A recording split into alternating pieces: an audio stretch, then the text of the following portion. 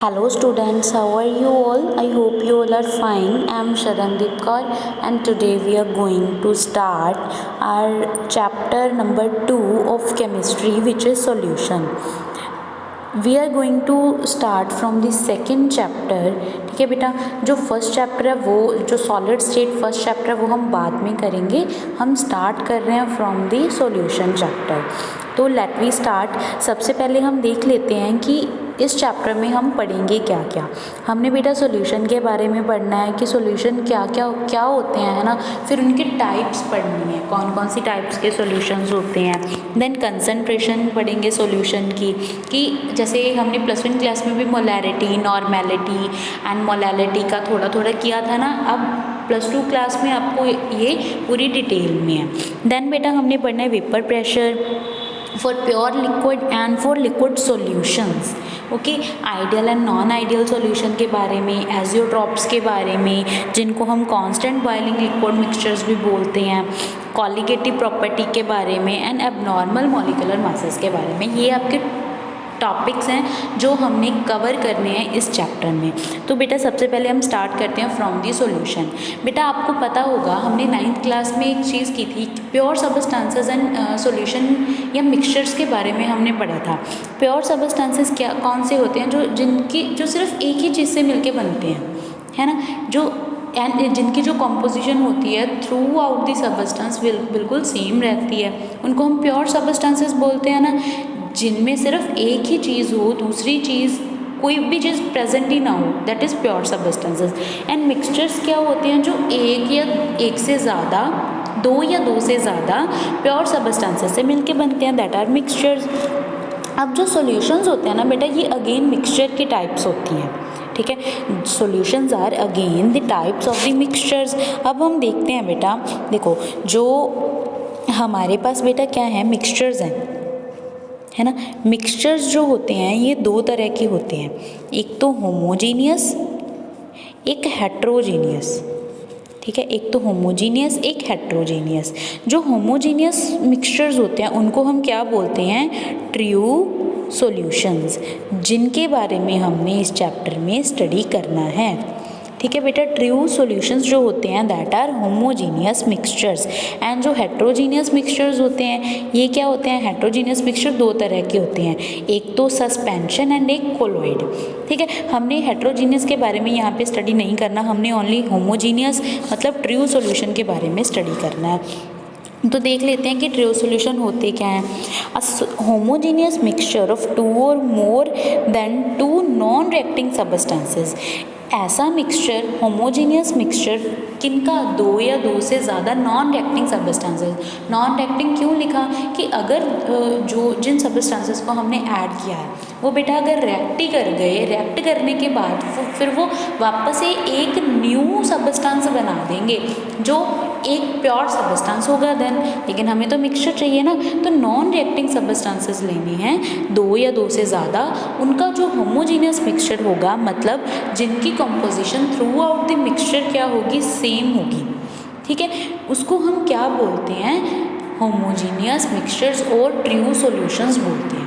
ठीक है, क्या है अ ट्रू सॉल्यूशन, क्या होता है, एक होमोजीनियस मिक्सचर होता है दो या दो से ज़्यादा नॉन रिएक्टिंग सबस्टेंसेस का, whose composition can be varied within certain limits. इसका क्या मतलब है बेटा, कि मान लो अगर हमने उनकी कंपोजिशन को वेरी किया जा सकता है, लेकिन थ्रू आउट द मिक्सचर तो सेम रहनी चाहिए। ठीक है, सर्टेन लिमिट्स तक, मान लो हमने उसमें वाटर ऐड कर दिया, है ना, या फिर हमने जो दो चीज़ें मिक्स की हैं, है ना, उन दोनों को ऐड कर दिया, उनकी क्वांटिटी को इंक्रीज़ कर दिया। ठीक है, ऐसा हो सकता है। लेकिन अगर हम पूरे मिक्सचर की बात करें, मान लो हमने एक कंटेनर होमोजीनियस मिक्सचर बना लिया किसी भी दो सबस्टेंसेस का, ठीक है, बना लिया। अब क्या है, उसको अगर हम चम्मच लेते हैं, चम्मच से अगर हम ऊपर से उठाएंगे या हम नीचे से उठाएंगे, ठीक है, मान लो ये हमारे पास कंटेनर है, इसमें हमने क्या बना लिया, होमोजीनियस मिक्सचर बना लिया। अब हम चम्मच से चाहे यहाँ से उठा लें सॉल्यूशन, चाहे यहाँ से उठा लें, चाहे यहाँ से उठा लें, कहीं से भी ले लें, उसकी जो क्वांटिटी होगी ना, दोनों के मिक्सचर की जो क्वांटिटी होगी वो बिल्कुल सेम रहनी चाहिए। ऐसे सबस्टेंसेस को हम होमोजीनियस मिक्सचर्स बोलते हैं। एंड और भी बहुत सारी चीज़ें होती है जिनकी बाउंड्री नहीं दिखाई देती है, अलग अलग बाउंड्री नहीं दिखाई देती है। फॉर एग्जाम्पल, जैसे हम सॉल्ट प्लस वाटर कर लें, ठीक है। सॉल्ट में जब हम वाटर ऐड कर लेते हैं, सॉल्ट प्लस वाटर करते हैं, तब क्या होता है, वो होमोजीनियस मिक्सचर बन जाता है। लेकिन क्योंकि जब बेटा हम वाटर में सॉल्ट ऐड करते हैं तो पूरा का पूरा जो वाटर है वो सॉल्टी हो जाता है। ऐसा तो नहीं है कि नीचे ज़्यादा सॉल्ट रहेगा ऊपर कम रहेगा। जैसे मान लो अगर हमने सैंड को मिक्स किया वाटर में, है ना, तो थोड़ी देर बाद हम क्या देखते हैं कि जो सैंड है वो वाटर के नीचे बैठ जाती है, तो इसको हम होमोजीनियस मिक्सचर नहीं बोलते हैं। इनकी अलग अलग बाउंड्री दिखाई देने लग जाती है ना, ये हेट्रोजीनियस मिक्सचर्स होते हैं, होमोजीनियस नहीं होते हैं। लेकिन अगर हम शुगर प्लस वाटर करें या सॉल्ट प्लस वाटर करें, तब इनकी जो बाउंड्रीज है वो हमें अलग अलग दिखाई नहीं देती हैं। अच्छे से मिक्स होने के बाद ये हमें एक ही चीज़ दिखाई देती है। तो ऐसे सॉल्यूशन को हम होमोजीनियस मिक्सचर या फिर ट्रू सॉल्यूशंस बोलते हैं। समझ में आ गया ना बेटा। अब देखो, अगर ये जो सॉल्यूशन है दो कंपोनेंट से मिलके बनता है तो हम इसको क्या बोलते हैं, बाइनरी सॉल्यूशन। अगर 3 से तो टर्नरी सॉल्यूशन, अगर 4 से तो क्वाटरनरी सॉल्यूशन। लेकिन बेटा हमारे सिलेबस में ओनली बाइनरी सॉल्यूशन है, तो हमने बाइनरी सॉल्यूशन के बारे में पढ़ना है। तो बाइनरी सॉल्यूशन में हम क्या करेंगे बेटा, दो कंपोनेंट्स की एडिशन करेंगे, है ना। हमने दो चीज़ों को मिक्स करना है, दो कंपोनेंट्स को ऐड करना है। तो जो एक कंपोनेंट होगा उसको हम क्या बोलेंगे, सोल्यूट, एंड दूसरा कंपोनेंट क्या बोलेंगे, सॉल्यूशन। इसका क्या सॉल्वेंट। ठीक है बेटा। देखो हमारे पास क्या है, सॉल्यूशन है ना। सॉल्यूशन दो चीज़ों से मिलके बना है, कौन कौन से, एक तो सोल्यूट, एक सॉल्वेंट। समझ में आया ना बेटा। क्या है, बाइनरी सॉल्यूशन, ऐसा सॉल्यूशन जो दो कंपोनेंट से मिलके बनता है, उसके दो कंपोनेंट कौन कौन से होंगे, सोल्यूट एंड सॉल्वेंट। अब सोल्यूट एंड सॉल्वेंट कैसे पता चलेगा कौन सा सोल्यूट है कौन सा सॉल्वेंट है, हम जो भी चीज़ लेस क्वांटिटी में प्रेजेंट होगी, ठीक है, जो भी चीज़ लेसर क्वांटिटी में प्रेजेंट होगी दैट इज सोल्यूट, एंड जो चीज़ ज़्यादा क्वांटिटी में प्रेजेंट होगी उसको हम क्या बोलेंगे, सॉल्वेंट। ठीक है। फॉर एग्जांपल अगर हमने सॉल्ट को वाटर में मिक्स किया तो वाटर ज़्यादा है, इसका मतलब वाटर यहाँ पे क्या है, सॉल्वेंट, एंड सॉल्ट क्या है, कम है, इसका मतलब सॉल्ट क्या है, सोल्यूट। तो हम कैसे लिखेंगे, सोल्यूट इन वाटर। हमेशा हम क्या लिखते हैं, सोल्यूट इन सॉल्वेंट। तो यहाँ पे क्या आ जाएगा, सॉल्ट इन वाटर। समझ में आया ना। हमेशा क्या लिखना है बेटा, सोल्यूट इन सॉल्वेंट। तो अगर सॉल्ट हमारा सोल्यूट है तो हम क्या लिखेंगे, सोल्यूट सॉल्ट इन वाटर या फिर शुगर इन वाटर। समझ में आया ना बेटा बाइनरी सॉल्यूशन क्या होते हैं। अब नेक्स्ट देखो, नेक्स्ट क्या है बेटा, टाइप्स ऑफ सॉल्यूशन। सॉल्यूशंस कितनी टाइप्स के होते हैं एक्चुअल में बेटा। जो सॉल्यूशन है ना, on the basis of their composition, binary composition, ये क्या होते हैं, 9 टाइप्स के होते हैं। 9 टाइप्स कैसे, ओनली फिजिकल स्टेट के बेसिस पे कि सॉलिड है, लिक्विड है या गैस है। ठीक है। हम क्या करते हैं, हम बारी बारी से सॉल्वेंट को क्या करते हैं, एक बारी सॉलिड लेके चल लिए, फिर लिक्विड लेके चल लिए, फिर गैस लेके चल लिए। ठीक है बेटा। तो देखो क्या है, जो सॉलिड हमारा जो सॉल्वेंट है, मान लो हमने क्या किया, पहले सॉलिड सॉल्वेंट ले लिया। ठीक है, सॉलिड सॉल्वेंट ले लिया। अब अगर सॉलिड सॉल्वेंट है तो गैस क्या हो सकती है, सोल्यूट क्या हो सकता है, गैस या लिक्विड या सॉलिड। 3 टाइप्स ये बन गई। फिर हमने क्या ले लिया, फिर हमने लिक्विड को सॉल्वेंट ले लिया। ठीक है। फिर लिक्विड सॉल्वेंट ले लिया, सोल्यूट कौन कौन से हो सकते हैं, गैस, लिक्विड, सॉलिड, कुछ भी। फिर हमने गैस को ही सॉल्वेंट ले लिया, तो यहाँ पे भी सोल्यूट क्या हो सकता है, गैस, लिक्विड एंड सॉलिड, कुछ भी हो सकता है। ठीक है बेटा। तो इनके बेसिस पे हमारे पास 9 टाइप के सॉल्यूशन बनते हैं। एक चीज़ और बेटा, क्या कि जो सॉल्वेंट होते हैं ना, जो भी सॉल्वेंट की फिजिकल स्टेट होती है, ठीक है, वही फिजिकल स्टेट सॉल्यूशन की होती है। जैसे यहाँ पे सॉलिड सॉल्वेंट है ना, तो सॉल्यूशन भी क्या होंगे, सॉलिड। अगर लिक्विड सॉल्वेंट है ना, तो सॉल्यूशन भी क्या होंगे, लिक्विड। अगर गैस सॉल्वेंट है तो सॉल्यूशन भी क्या होगा, गैसियस ही होगा। ठीक है बेटा। साथ में इनकी एग्जांपल्स लिखी हुई हैं।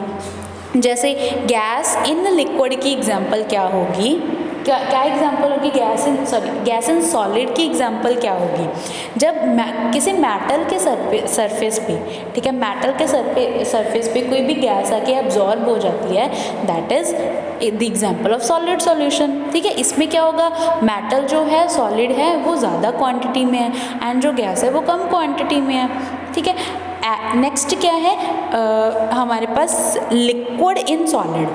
लिक्विड एंड सॉलिड है। लिक्विड एंड सॉलिड में क्या क्या चीज़ें होती हैं, जो हाइड्रेटेड सॉल्ट्स होते हैं। मान लो सॉल्ट्स हैं, सॉल्ट्स पे क्या कर दिया, थोड़ा सा मान लो मॉइस्चर सॉल्ट ने किसी ने एब्जॉर्ब कर लिया, तो सॉल्ट तो सॉलिड है जो ज़्यादा क्वांटिटी में, मॉइस्चर कम क्वांटिटी में होगा, है ना। तो ये क्या है बेटा, हमारे पास लिक्विड एंड सॉलिड के एग्जांपल है। देन सॉलिड एंड सॉलिड के एग्जांपल क्या होते हैं, अलॉयज, मतलब दो मेटल्स के मिक्सचर को, जैसे स्टील है, स्टील भी तो एक अलॉय है ना, दो मेटल्स के मिक्सचर को हमने रिप्रेजेंट कर रहे हैं, तो वो क्या होगा, सॉलिड एंड सॉलिड होगा। उसमें एक मेटल ज़्यादा होगी, एक मेटल कम होगी, ठीक है बेटा। तो इसी तरह से लिक्विड एंड गैसियस सॉल्यूशन की भी आपने एग्जाम्पल देख लेनी है। एक चीज़ बेटा ध्यान रखना कि इस चैप्टर में हमने ज़्यादा पढ़ना किसके बारे में है, हमने लिक्विड सॉल्यूशंस के बारे में ज़्यादा ध्यान देना है, ठीक है। हमारे पास सॉलिड सॉल्यूशन के लिए इतना कवर नहीं है इस चैप्टर में, गैसेस सॉल्यूशन के लिए भी इतना नहीं है, ज़्यादा हमने पढ़ना है लिक्विड सॉल्यूशंस के बारे में, ठीक है। उसमें भी हमने दो चीज़ें ही पढ़नी है, gas in liquid and solid in liquid, ठीक है। मतलब इन 9 टाइप्स में से हमने ज़्यादा जो कॉन्सेंट्रेट करना है इस चैप्टर में, वो ओनली दो चीज़ें हैं। कौन कौन सी, एक तो गैस इन लिक्विड एंड एक सॉलिड इन लिक्विड, ठीक है बेटा। तो नेक्स्ट करते हैं हम। नेक्स्ट देखो बेटा, कुछ पॉइंट्स हैं स्पेशल इस चैप्टर में जो भी हमने पढ़ना है या जो भी हम पढ़ चुके हैं, वो एक बार ही ध्यान से देख लो कि जो होमोजीनियस सॉल्यूशन होता है ना, वो क्या होता है, मिक्सचर होता है नॉन रिएक्टिंग गैसेस का, नहीं हम हमेशा बोल सकते, हम बोलेंगे कि नॉन रिएक्टिंग सब्सटेंसेस का, ठीक है, मिक्सचर होता है होमोजीनियस मिक्सचर। देन जो हमने कॉमनली पढ़ना है वो लिक्विड सॉल्यूशंस के बारे में पढ़ना है ना, जिसमें लिक्विड सॉल्वेंट होगा, ठीक है, एंड और क्या है, लिक्विड और गैस सोल्यूट हो सकते हैं। मान लो अगर हम लिक्विड सॉल्यूशन के बारे में बात करेंगे तो सॉल्वेंट क्या होगा, हमेशा लिक्विड होगा। अगर लिक्विड सॉल्यूशंस की बात कर रहे हैं तो सॉल्वेंट हमेशा लिक्विड होगा, सोल्यूट कुछ भी हो सकता है, सॉलिड भी, गैस भी और लिक्विड भी। इन तीनों तरह के सॉल्यूशंस को हम क्या बोलेंगे, लिक्विड सॉल्यूशंस ही बोलेंगे, ठीक है। अब हमने पढ़ना इस चैप्टर में लिक्विड सॉल्यूशन के बारे में, इसीलिए लिक्विड सॉल्यूशन की एग्जांपल मैंने यहाँ पे ली हुई है।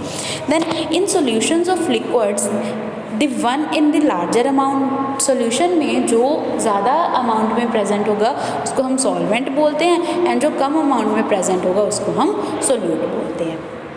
क्लियर है बच्चों। नेक्स्ट देखो, नेक्स्ट बेटा हमने कंसंट्रेशन टर्म्स हैं जो इस चैप्टर में हमें बहुत यूज़फुल होंगी, ठीक है। तो कंसंट्रेशन टर्म्स कौन कौन सी पढ़नी है हमने, ये आपकी स्क्रीन पे हैं, देखो कौन कौन सी। मास परसेंटेज करेंगे, वॉल्यूम परसेंटेज करेंगे, मोल फ्रैक्शन करेंगे, पार्ट्स पर million, molarity, molality, normality and formality. ये हमारे पास 8 टर्म्स हैं जो हमने पढ़ने हैं। इसके पहले बेटा एक छोटी सी चीज़ है जो आपको ध्यान रखनी है, वो क्या है कि जो कंसंट्रेशन टर्म्स होती है ना बेटा, ये 2 टाइप्स की होती हैं। जो कंसंट्रेशन टर्म्स हैं ये 2 तरह की होती हैं, एक तो जो टेम्परेचर पे डिपेंड करेंगी, एक जो टेम्परेचर पे डिपेंड नहीं करेंगी, ठीक है। टेम्परेचर पे डिपेंड करने वाली एंड टेम्परेचर पे डिपेंड ना करने वाली 2 तरह की हमारे पास क्या है, कंसंट्रेशन टर्म्स होती हैं। अब टेम्परेचर पे कौन कौन डिपेंड करेगा एंड कौन नहीं करेगा। पहले तो देखो बेटा, जो वॉल्यूम होता है ना, जो वॉल्यूम होता है ये टेम्परेचर पे डिपेंड करता है, लेकिन जो मास होता है ना ये टेम्परेचर पे डिपेंड नहीं करता। क्यों, कई बार कभी देखा है ऐसा हो कि मान लो जब सर्दी हो, है ना, सर्दी में जो हमारा मास है ना, मान लो वो कम है या गर्मी में बढ़ गया, या गर्मी में कम है सर्दी में बढ़ गया, ऐसा तो नहीं होता ना। या फिर ऐसा मान लो कि हम अगर हम मान लो बठिंडा में है ना, तो हमारा मास कम है, जब हम कुल्लू मनाली चले गए है ना, वहाँ पे क्या हो गया, मास हमारा बढ़ गया, चेंज हो गया। ऐसे तो नहीं होता ना बेटा, मास कभी भी टेम्परेचर के साथ इंक्रीज़ या डिक्रीज़ नहीं होता है, ठीक है। मास इंक्रीज़ या डिक्रीज़ नहीं होता है, लेकिन वॉल्यूम इंक्रीज़ या डिक्रीज़ हो सकता है। मान लो हमारे पास क्या है बेटा, आइस है ना, आइस है, आइस सॉलिड फॉर्म में है ना, लेकिन जब हम उसको टेम्परेचर दे देंगे वो क्या हो जाएगी, मेल्ट हो जाएगी। मेल्ट होने के बाद उसका वॉल्यूम चेंज हो जाएगा। या मान लो हमने लिक्विड को क्या कर दिया, टेम्परेचर दे दिया, ठीक है, उसको भी हमने हीट कर दिया, लिक्विड किस में कन्वर्ट हो जाएगा, गैस में। अब उस उतने ही सबस्टांस का जो वॉल्यूम है लिक्विड का कम होगा, गैस का ज़्यादा होगा, ये तो हमें पता है ना, क्योंकि गैस में जो इंटरमोलिकुलर स्पेसेस होती हैं वो बहुत ज़्यादा होती हैं, है ना, इसलिए उसका वॉल्यूम ज़्यादा होगा। तो मतलब जो वॉल्यूम है वो टेम्परेचर पे डिपेंड करता है। तो इन टर्म्स में, इन 8 टर्म्स में ऐसी टर्म्स जो वॉल्यूम पे डिपेंड करेंगी, इसका क्या मतलब है कि वो टेम्परेचर पे भी डिपेंड करेंगे। एंड जो वॉल्यूम पे डिपेंड ना करके मास पे डिपेंड कर रही हैं उनको हम क्या बोलेंगे, temperature independent concentration terms. I hope clear हो गया होगा। अगर नहीं क्लियर हुआ बेटा तो आप कभी भी मुझसे पूछ सकते हो, ठीक है। अब नेक्स्ट देखो, एक चीज़ और आपको ध्यान रखनी है, एक तो टेम्परेचर डिपेंडेंट एंड इंडिपेंडेंट की होगी, एक चीज़ और, ये सारी की जो सारी टर्म्स है ना बेटा, इनमें एक चीज़ कॉमन है। क्या चीज़ कॉमन है कि हमने क्या लिखना है, हर एक कंसंट्रेशन टर्म को न्यूमिनेटर एंड डिनोमिनेटर के फॉर्म में लिखना है, न्यूमिनेटर एंड डिनोमिनेटर के फॉर्म में लिखना है। जो न्यूमिनेटर होगा ये हमेशा होगा for solute, always for solute, ठीक है। एंड जो डिनोमिनेटर होगा ये होगा सॉल्यूशन के लिए, लेकिन फॉर मैक्सिमम टाइम्स, ज़्यादातर टाइम्स ये सॉल्यूशन के लिए होगा। एक दो टर्म्स ऐसी भी हैं जहाँ पे यहाँ पे सॉल्यूशन की जगह पे सॉल्वेंट होगा, ठीक है। सिर्फ एक ही टर्म ऐसी है जिसमें सॉल्यूशन की जगह पे सॉल्वेंट होगा, वो मैं आपको बता दूंगी कौन सी है। बाकी सभी में न्यूमिनेटर में हमने सॉल्यूट लेना है, डिनोमिनेटर में हमने सॉल्यूशन ही लेना है, ठीक है बेटा। अब बारी बारी से इन टर्म्स को करते हैं, ठीक है। सबसे पहले हम करते हैं मास परसेंट। अब मास परसेंट क्या है बेटा, मास परसेंट या फिर परसेंट बाय मास भी बोलते हैं। देखो जो मास परसेंट है ना बेटा, ये इसको हम ना मास बाय मास भी बोल सकते हैं, मास या वेट। जो बेटा मास एंड वेट है ना, केमिस्ट्री में हम उसको एक ही चीज़ मान के चलते हैं, लेकिन अगर हम फिज़िक्स में जाएंगे तो फिज़िक्स में मास एंड वेट है जो, इन दोनों का जो मतलब है वो चेंज हो जाता है। वेट में हम क्या लेते हैं, वेट में हम ग्रेविटी का इफेक्ट भी लेते हैं, लेकिन मास में हम ग्रेविटी का इफेक्ट नहीं लेते। लेकिन केमिस्ट्री में हमें ग्रेविटी से कोई लेना देना ही नहीं है, ठीक है। हमने तो ओनली अमाउंट्स चेक करनी है, हमें कोई लेना देना ही नहीं है। तो इसीलिए हम वेट बोल लें या मास बोल लें, एक ही बात है, क्लियर है। तो मास परसेंट को हम मास बाय मास भी लिख लेते हैं। मास बाय मास क्यों लिखा, ताकि आपको ये लर्न करना इजी हो जाए। कैसे इजी होगा, अब देखो मास बाय मास का क्या मतलब है। ऊपर हमने क्या लेना था, न्यूमिनेटर में सोल्यूट, नीचे हमने क्या लेना था, सॉल्यूशन। तो मास बाय मास परसेंटेज में हम क्या करेंगे, मास ऊपर क्या लेंगे, मास ऑफ सोल्यूट, नीचे क्या लेंगे, मास ऑफ सॉल्यूशन, ठीक है। मास ऑफ सॉल्यूशन। अब करना क्या है, परसेंटेज निकालनी है, तो मल्टीप्लाई बाय 100। समझ में आ गया। तो मास बाय मास या फिर मास परसेंटेज क्या होगी, मास of solute divided by mass of solution multiply by 100। ये हमारा क्या आ जाएगा, फॉर्मूला मास परसेंट का। Mass percentage of solute is equals to mass of solute divided by mass of solution into 100। समझ में आ गया बेटा क्या होता है मास परसेंटेज, ठीक है। अब इसकी डेफिनेशन कर लो। It is defined as the amount of solute in gram present in 100 gram of solution. क्या मतलब है कि अगर हमारे पास पूरा सोल्यूशन जो है वो 100 ग्राम है, ठीक है, पूरे सॉल्यूशन का जो मास है वो क्या कितना है, 100 ग्राम है, तो उसमें हमने कितने ग्राम सोल्यूट ऐड किया होगा, that is concentration of solute in the form of mass percentage. समझ में आ गया। देन हम और कैसे इसको लिख सकते हैं, हम बेटा देखो जो मास होता है ना, मास को अगर हमने वॉल्यूम में कन्वर्ट करना है तो हम कैसे कर सकते हैं, डेंसिटी होती है ना बेटा, density is equals to mass upon volume, density is equals to mass upon volume. अगर हमारे पास मास है लेकिन हमने वॉल्यूम निकालना है, या फिर मान लो हमारे पास वॉल्यूम दिया हुआ है हमने मास निकालना है, तो हम क्या करेंगे, इस फॉर्मूले का यूज़ करके निकाल लेंगे, ठीक है। अब जो मास ऑफ सॉल्यूशन है उसकी जगह पे यहाँ पे वैल्यू पुट की गई है, क्या, mass is equals to density into volume of the solution, क्योंकि मास भी तो सॉल्यूशन का ही था ना, volume multiply density of the solution, ठीक है, मल्टीप्लाई बाय 100। ये परसेंटेज निकल गई। क्लियर है ना बच्चों mass percent. Then similarly percent by volume होता है, ठीक है, मतलब वॉल्यूम बाय वॉल्यूम, जैसे मास बाय मास किया same volume by volume. Volume by volume. यहाँ क्या आ जाएगा, वॉल्यूम ऑफ सोल्यूट, नीचे volume of solution multiply by 100। इसका क्या मतलब है कि हमने 100 ml अगर सोल्यूशन लिया है तो 100 ml सोल्यूशन में कितने ml हमने सोल्यूट ऐड किया होगा। ठीक है, तो वो कंसंट्रेशन क्या आ जाएगी, मास वॉल्यूम परसेंटेज। ठीक है, एक तो मास बाय मास हो गया, एक मास वॉल्यूम बाय वॉल्यूम हो गया, एक और होता है बेटा इसके जैसा ही, वो क्या होता है, मास बाय वॉल्यूम। इसमें भी हम क्या करेंगे, मास of solvent divided by volume of solution, ये रहा। ठीक है, मल्टीप्लाई बाय 100। क्लियर है ना बच्चों। तो ये हमारे पास क्या आ जाएगा, परसेंट मास बाय वॉल्यूम। इसमें क्या होगा कि अगर हमने 100 ml वॉल्यूम लिया है तो उसमें कितने ग्राम सोल्यूट के हमने ऐड किए होंगे, ये कंसंट्रेशन क्या बताएगी, percent mass by volume. Clear है बच्चों। चलो नेक्स्ट, पार्ट्स पर मिलियन। जिस तरह से हमने परसेंटेज निकाली है उसी तरह से हम पार्ट्स पर मिलियन निकालेंगे। परसेंट का मतलब होता है मल्टीप्लाई बाय 100, पर मिलियन का क्या मतलब होता है बेटा, multiply by million. 1 million, 1 million में कितनी जीरोज होती हैं, 6।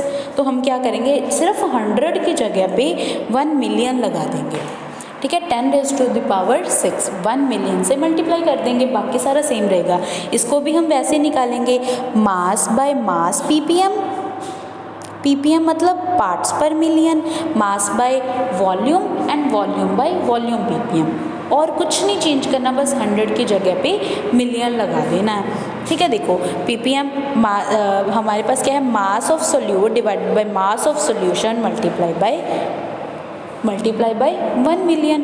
ठीक है, इसका क्या मतलब होगा बेटा कि अगर हमारे पास ऐसा लिखा हुआ है कि 10 ppm of SO2 in air में सल्फर डाइऑक्साइड के 10 पार्ट्स पर मिलियन है, तो इसका क्या मतलब है कि अगर हम एयर का 1 मिलियन लेके चल रहे हैं, ठीक है, एयर का 1 मिलियन चल रहे हैं, तो उसमें SO2 के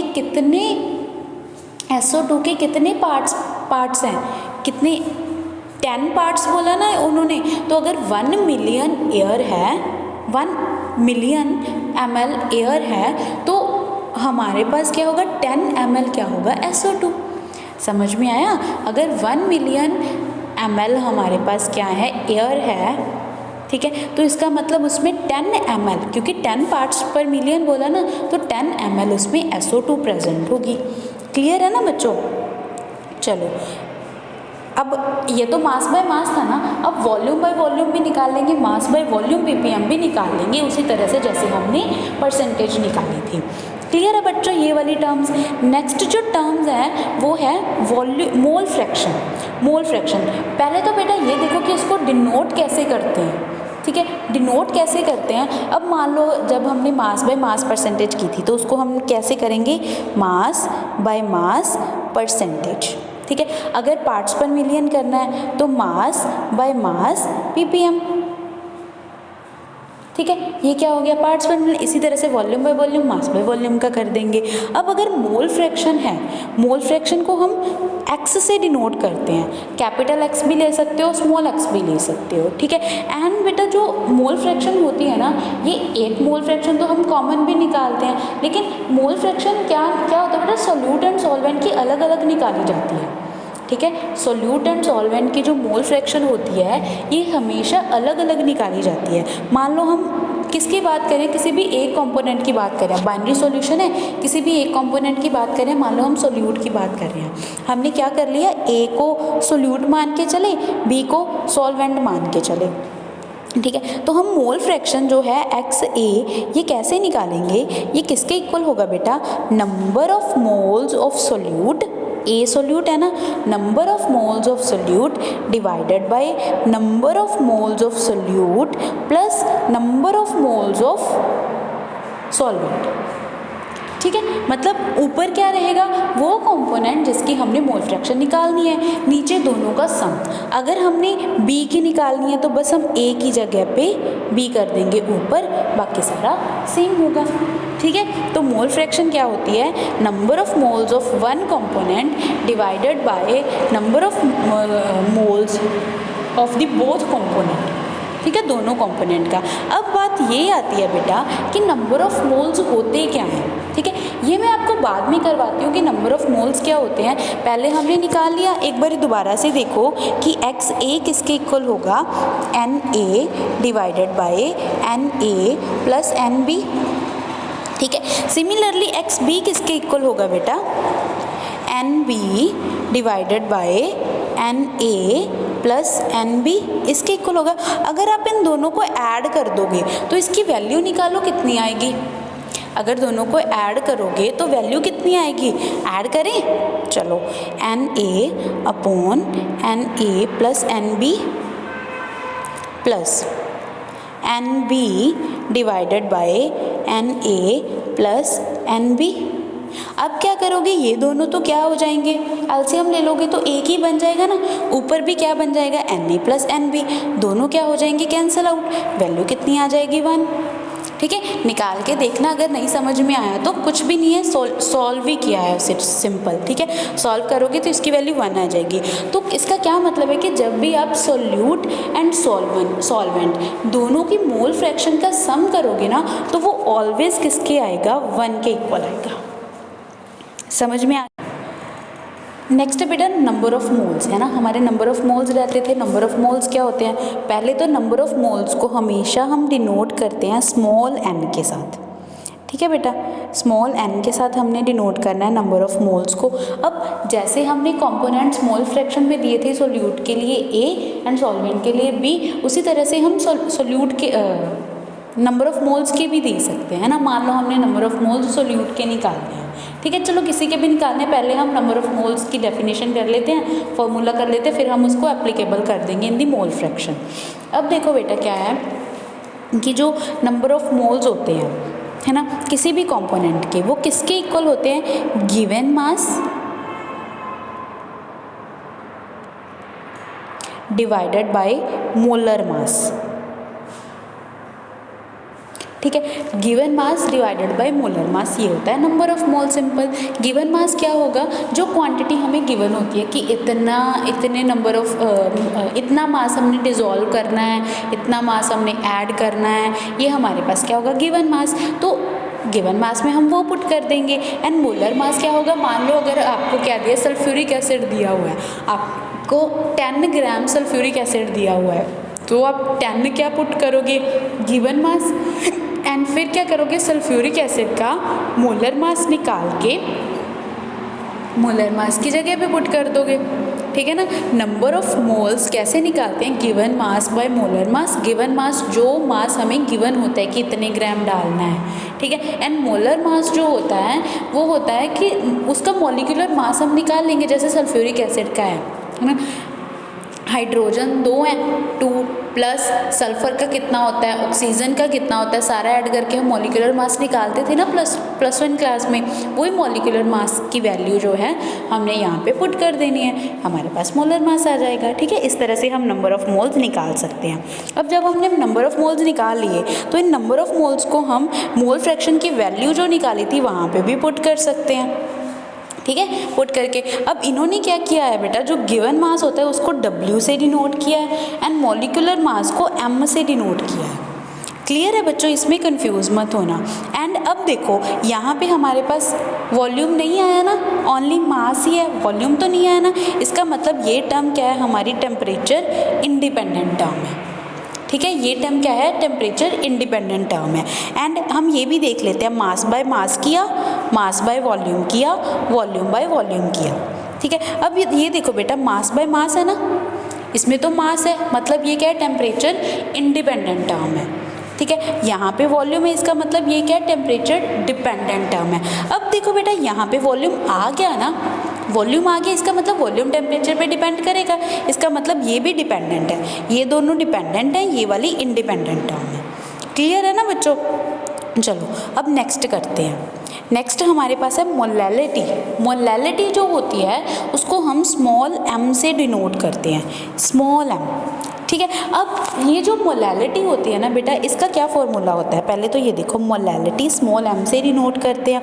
अब बेटा मास को स्मॉल m से डिनोट मत कर देना, नहीं तो फिर आपकी गलती हो जाएगी, ठीक है, हम मोलैलिटी को स्मॉल m से डिनोट करते हैं, तो यहाँ पे जब भी आप कंसंट्रेशन टर्म्स निकालोगे तब मास को स्मॉल m नहीं लेना है। तो molality is equals to number of moles of solute, always solute. हम सोल्यूट A ले रहे हैं, B ले रहे हैं, उस पर डिपेंड करेगा।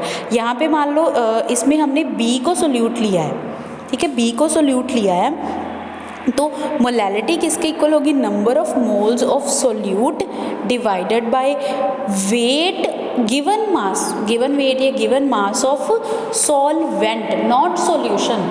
यहाँ पे सॉल्वेंट मैंने आपको बताया था ना कि एक टर्म ऐसी आएगी जिसमें हमने सॉल्वेंट यूज़ करना है, सॉल्यूशन यूज़ नहीं करना डिनोमिनेटर में, ठीक है, वो यही वाली टर्म होती है मोलैलिटी।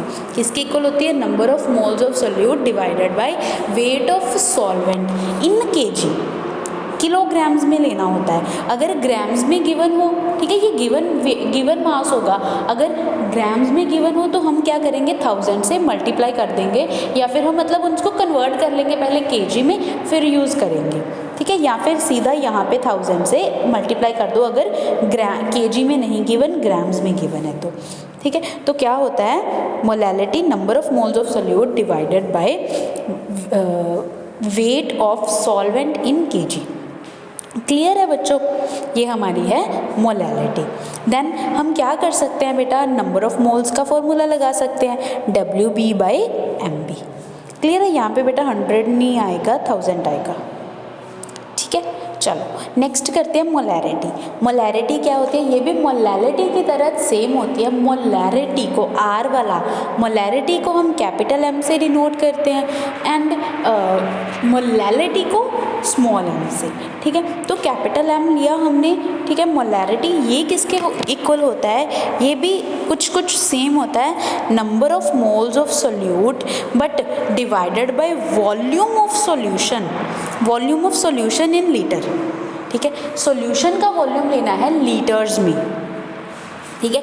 मास किस में लेना था, केजी में, ये किस में लेना है, वॉल्यूम किस में लेना है, लीटर्स में, ठीक है। तो मोलैरिटी किसके इक्वल होती है, number of moles of solute divided by volume of solution in litres, ठीक है। अब अगर ml में गिवन हो वॉल्यूम तो हम क्या कर देंगे, 1000 से मल्टीप्लाई कर देंगे एज दिस, ठीक है। एंड यहाँ पे इन्होंने क्या कर दिया, given mass by molar mass, number of moles of solute का फॉर्मूला पुट कर दिया, ठीक है बेटा। अब ये वाली जो टर्म है ये क्या है, टेम्परेचर डिपेंडेंट टर्म है, बिकॉज यहाँ पे क्या आ गया, वॉल्यूम। अगर हमने वॉल्यूम को किस में कन्वर्ट करना है, मास में, तो हम डेंसिटी का यूज़ करके निकाल लेंगे। डेंसिटी किसकी इक्वल होती है, मास अपॉन वॉल्यूम ना, तो यहाँ पे वॉल्यूम का निकालेंगे, क्या आ जाएगा, देखो मास अपॉन वॉल्यूम इज़ डेंसिटी। अगर हमने वॉल्यूम की वैल्यू निकालनी है तो हम क्या करेंगे, यहाँ से वॉल्यूम हटा देंगे, यहाँ से डेंसिटी हटा देंगे, तो यहाँ पे क्या आ जाएगा हमारे पास, डेंसिटी, यहाँ पे वॉल्यूम, तो मास अपॉन डेंसिटी, तो हम वो पुट कर देंगे, मास अपॉन डेंसिटी, यहाँ पे डेंसिटी ऊपर चला जाएगा, मास नीचे आ जाएगा, ये हमारा फॉर्मूला बन गया, ठीक है बेटा। चलो देन मोलैरिटी ऑफ डिल्यूशन। अगर हमें डिल्यूशन हो, मतलब अगर हम ये बोले कि हमारे पास मास नहीं है, या फिर ये बोल लें कि हमारे पास लिक्विड सॉल्यूशन है, सॉलिड सॉल्यूशन नहीं है, लिक्विड सॉल्यूशन है, उसकी मोलैरिटी कैसे फाइंड आउट करते हैं, उसके लिए मोलैरिटी इक्वेशन लगाते हैं, m1v1 is equals to m2v2। Clear है बच्चों। नेक्स्ट देखो, वही है मोलैरिटी ऑफ मिक्सिंग। वहाँ पे हमने क्या किया था, अलग दो लेके चले थे, यहाँ पे हम अलग अलग मतलब 3 मोलैरिटीज़ ले ली, 3 वॉल्यूम ले ली, तीनों को ऐड कर दिया, ठीक है बेटा। देन ये क्या हो जाएगी, मोलैरिटी ऑफ मिक्सिंग। नेक्स्ट ये वही चीज़ है बेटा। Next normality. नॉर्मेलिटी क्या होती है, नॉर्मेलिटी क्या होती है, ये थोड़ी सी डिफरेंट होती है from the molarity and molality. क्या फ़र्क होता है, यहाँ पे बेटा नीचे तो वॉल्यूम ऑफ सॉल्यूशन ही आएगा इन लीटर, लेकिन ऊपर नंबर ऑफ मोल्स नहीं आएंगे, क्या आएगा, नंबर ऑफ ग्राम इक्विवेलेंट्स, क्या आएगा, number of gram equivalents of solute divided by volume of solution in litre. अब नंबर ऑफ ग्राम इक्विवेलेंट किसके इक्वल होते हैं, ध्यान से समझना, इसको बेटा लिख के रख लेना, जो भी चीज़ें मैं लिखवा रही हूँ। नंबर ऑफ ग्राम इक्विवेलेंट्स क्या होते हैं, गिवन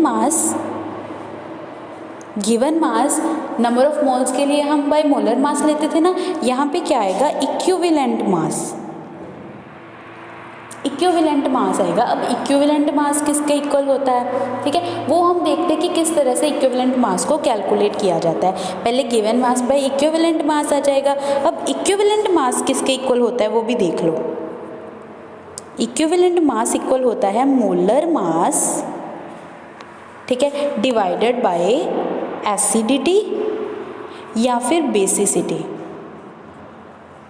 एसिडिटी या बेसिसिटी क्या होती है बेटा कि मान लो अगर एसिड है तो वो कितने H पॉजिटिव दे रहा है, अगर बेस है तो वो कितने OH नेगेटिव दे रहा है। तो वो नंबर्स जो होंगे ना वो हम एसिडिटी या बेसिसिटी की जगह पे पुट कर देंगे, वो हमारा क्या आ जाएगा, नंबर ऑफ ग्राम इक्विवेलेंट। तो इन दोनों को यूज़ करके नंबर ऑफ ग्राम इक्विवेलेंट किसके इक्वल होते हैं, given mass by molar mass, ये तो नंबर ऑफ मोल्स के इक्वल आ गया। लेकिन मल्टीप्लिकेशन में एक चीज़ और आ जाती है, एसिडिटी या फिर बेसिसिटी, ठीक है।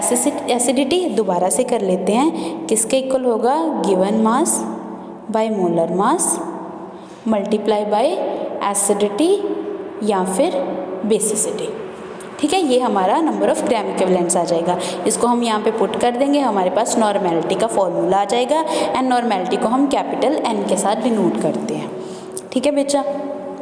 अब हम देखते हैं कि इक्विवेलेंट मास कैलकुलेट कैसे किया जाता है। अगर हमारे पास एसिड हो, अगर एसिड है तो हम बेसिसिटी निकालते हैं, अगर बेस है तो हम एसिडिटी निकालते हैं, ठीक है। किस तरह से निकालेंगे, इक्विवेलेंट मास किसके इक्वल होता है, मॉलिक्यूलर मास बाय बेसिसिटी ना, ठीक है। सिंपली बेटा आप ओनली बेसिसिटी या एसिडिटी निकालनी सीख लो, फॉर्मूले में 40 करना है बाद में, ठीक है। तो कैसे निकालेंगे हम, देखो जो हमारे पास सल्फ्यूरिक एसिड होता है, ठीक है, ये क्या कर सकता है, 2 H पॉजिटिव दे सकता है, तो इसलिए ये क्या है, इसकी एसिडिटी 2, ठीक है। H3PO4 कितने दे सकता है, 3 दे सकता है, इसकी एसिडिटी 3। H3PO3 भी 3 दे सकता है, इसकी भी 3। लेकिन बेटा जो H3PO2 होता है ना, ये ओनली 1 H पॉजिटिव दे सकता है, तो इसकी बेसिसिटी क्या होगी, 1। समझ में आ गया कि जो एसिड है वो कितने H पॉजिटिव डिनोट कर सकता है, दे सकता है, उसकी एसिडिटी कितनी हो जाती है, उतने नंबर। जैसे मान लो HCl एक ही H पॉजिटिव दे सकता है, तो इसकी बेसिसिटी किसके इक्वल होगी, 1 के, ठीक है। उसी तरह से अगर हमारे पास क्या है, अगर हमारे पास बेस है, बेस की एसिडिटी निकालेंगे तो वो कितने OH दे सकता है, जैसे KOH 1 OH दे सकता है तो इसकी 1, ठीक है। बेरियम हाइड्रोक्साइड 2 दे सकते हैं तो इसकी एसिडिटी 2।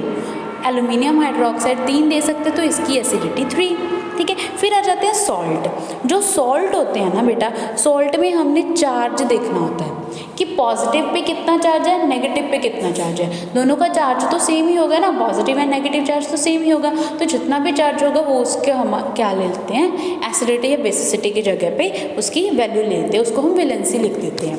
जैसे मान लो हमारे पास बेरियम NaCl है, NaCl पे Na पे भी पॉजिटिव चार्ज है, Cl पे एक नेगेटिव चार्ज है, तो एक पॉजिटिव एक नेगेटिव हुआ तो इसकी वैल्यू हो जाएगी 1, ठीक है।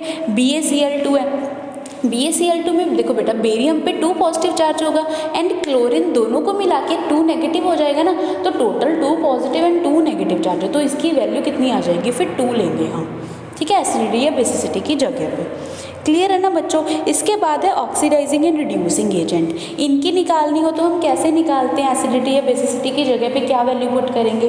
इसमें हम देखेंगे कि कितने इलेक्ट्रॉन्स का ट्रांसफ़र हो रहा है, वो कितने गेन कर रहा है इलेक्ट्रॉन या फिर कितने लूज़ कर रहा है, उसकी हम वैल्यू पुट कर देंगे। क्लियर है, इस तरह से इक्विवेलेंट मास निकाला जाता है, ठीक है। फिर है बेटा नॉर्मेलिटी एंड मोलैरिटी के बीच में रिलेशन।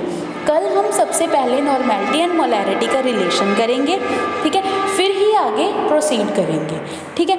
एक चीज़ फॉर्मेलिटी देख लो बेटा, फॉर्मेलिटी क्या होती है, फॉर्मेलिटी है वो सेम होती है मोलैरिटी की तरह, ठीक है, कोई फ़र्क नहीं है, सेम जैसे मोलैरिटी निकालते हैं वैसे ही फॉर्मेलिटी निकालते हैं। लेकिन जब हमारे पास आयनिक कंपाउंड्स होते हैं, आयनिक कंपाउंड्स के लिए हम मोलैरिटी की जगह पे वर्ड फॉर्मेलिटी यूज़ करते हैं। सिंपल सी बात है, इतना सा है, बाकी सारा सेम एज मोलैरिटी होता है। क्लियर है बच्चों। तो कल हम पहले रिलेशनशिप करेंगे नॉर्मेलिटी एंड मोलैरिटी के बीच, ठीक है। इससे पहले आपने क्या करना है, आज हमने जितने भी फार्मूलाज किए हैं ना उनको अपनी नोटबुक पे लिखना है सभी फार्मूलाज को एंड मुझे पिक सेंड करनी है, ठीक है बच्चों। Thank you.